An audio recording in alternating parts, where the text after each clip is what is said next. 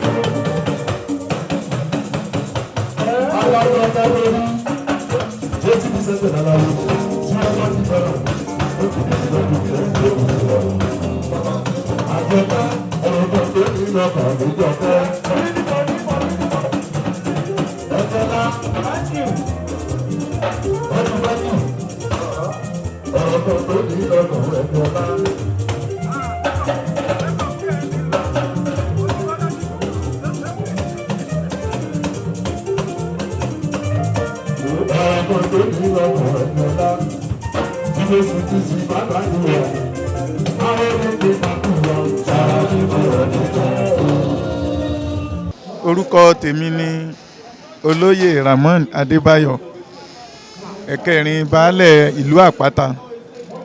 A wá sí ibi lénìí láti lè ṣe ìgbédìde fíìmù, láti ṣe àkójáde fíìmù tí arábìnrin Lateefah Adébáyọ̀ ṣe, Woro-Si-Woro àti Alhaja Scilat. Èkíní, Woro-Si-Woro, a rí ọgbọ́n kọ́ púpọ̀ níbẹ̀. Ẹ̀kejì, Alhaja Scilat, òun náà mú ọgbọ́n wá gidi.